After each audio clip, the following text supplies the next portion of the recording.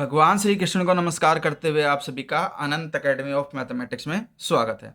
देखिए, इस वीडियो में हम करेंगे ordinary differential equation. First semester की जो बुक है आपकी एमएससी की, उसमें ये है variation of constants formula for non homogeneous linear equation या non homogeneous linear system.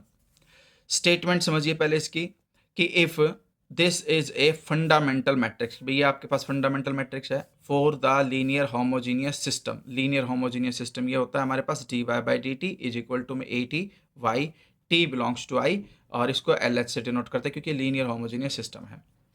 Then the function phi defined by, phi T किस तरह से डिफाइन है उसको देखिए। Phi T is equal to में fundamental matrix integration limit T zero to T inverse of matrix BS TS where T belongs to I is a solution of non homogeneous linear system। यानी कि अब जो ये phi t है वो non homogeneous linear system का solution होगा dy by dt is equal to A T Y plus B T T belongs to I. अगर ये बी टी नहीं होता तो लीनियर होमोजीनियस होता, अब ये बी टी आ गया इसलिए नॉन होमोजीनियस लीनियर सिस्टम है satisfying phi T zero equal to zero. ठीक है, तो सबसे पहले तो हम क्या करेंगे, phi T is equal to में matrix integration T zero to T inverse of matrix B S T S, ये इक्वेशन वन मान ली।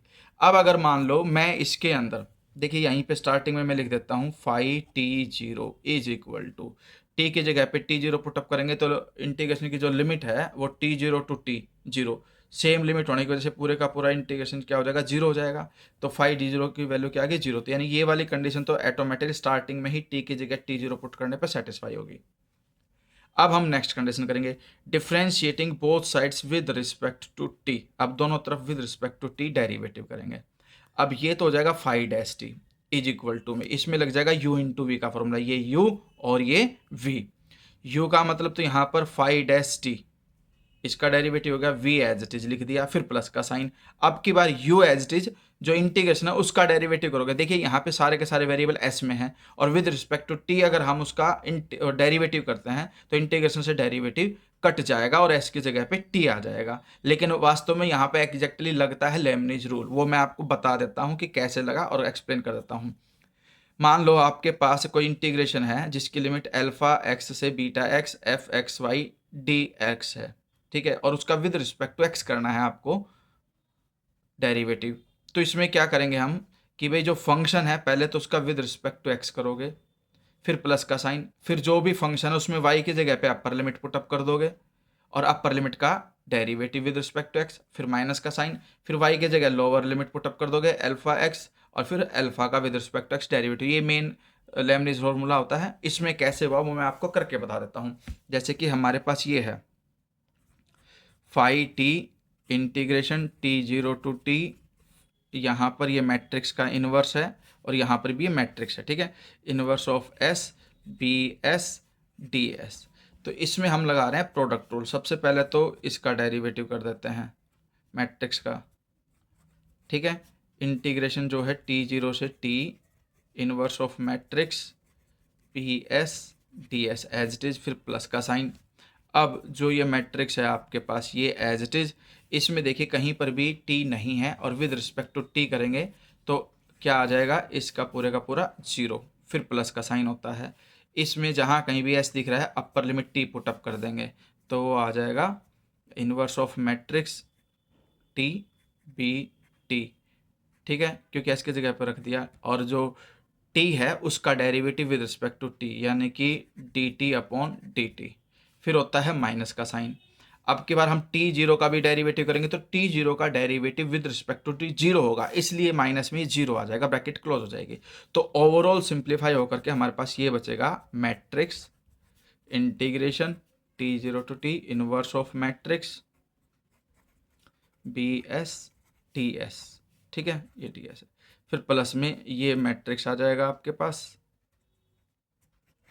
और ये मैट्रिक्स का inverse D T by D T one हो गया और सिर्फ बी टी बचा, और इनवर्स से मैट्रिक्स हट करके आइडेंटिटी मैट्रिक्स बन जाएगी और ये भी आपके पास हट जाएगा। सिर्फ आपके पास क्या बचेगा, मैट्रिक्स का डेरिवेटिव इंटीग्रेशन और प्लस में बी टी इक्वेशन टू आ गई आपके पास। इसके बाद since matrix is a fundamental matrix for linear homogeneous system. अब ये फंडामेंटल मैट्रिक्स है, तो लीनियर होमोजीनियस सिस्टम क्या है, इसका डेरिवेटिव इज इक्वल टू में A T matrix of T लिख सकते हैं। इक्वेशन 3 आ गई। अब इस इक्वेशन को हम, जो इक्वेशन 2 बनी थी हमारे पास, इक्वेशन 2 क्या बनी थी हमारे पास कि phi dash t is equal to में हमारे पास क्या था, इक्वेशन 2 में मैट्रिक्स का डेरिवेटिव था और इंटीग्रेशन था, प्लस में बी टी थी। ठीक है, तो हमारे पास कंडीशन क्या थी, ये मैट्रिक्स का डेरिवेटिव इंटीग्रेशन जो था वो as it is b S T s और प्लस में बी टी, ये हमारे पास इक्वेशन 2 थी। अब इस इक्वेशन में हम क्या पुटअप करेंगे कि जो आपके पास डेरिवेटिव है मैट्रिक्स का, ठीक है, derivative of matrix is equal to A t into matrix fundamental matrix. तो यहाँ पर डेरिवेटिव इसकी जगह पे वो पुटअप कर देंगे और पुट करने के बाद ये कंडीशन आ जाएगी कि भाई मैट्रिक्स के डेरिवेटिव की जगह पे ये वैल्यू पुटअप कर दी। ये पुट करने के बाद हमने इसमें क्या किया, यूजिंग वन, इक्वेशन 1 का हमने यूज किया। इक्वेशन 1 का मतलब ये है कि हमारे पास कंडीशन ये आ गई कि भाई ए टी मैट्रिक्स जो टी है यहाँ से लेकर के यहाँ तक, ये जो वैल्यू है, ये पूरी की पूरी वैल्यू किसकी है, फाई टी की वैल्यू है। तो इसकी पूरे की जगह पे फाई टी लिख दिया, प्लस में बी टी। तो यहाँ पर डेरिवेटिव है, यहाँ पर ए टी और यहाँ पे फाई टी आ गया, प्लस में बी टी। तो इसका मतलब जो फाई टी है वो d Y by D t plus a T Y plus B t इसका सॉल्यूशन है। क्योंकि जैसे ही वाई की जगह पे मैं फाइव पुटअप करता हूँ तो लेफ्ट में तो उसका डेरिवेटिव हो गया, फिर ये ए टी हो गया, वाई की जगह फाई टी आ गया प्लस में बी टी। और फ्रॉम इक्वेशन 1 में मैंने स्टार्टिंग में बता दिया था, जैसे ही टी की जगह पे टी जीरो पुटअप करूँगा तो फाई टी जीरो जीरो आएगा। तो hence phi T is a solution of non homogeneous linear system satisfying phi t 0 is equal to 0।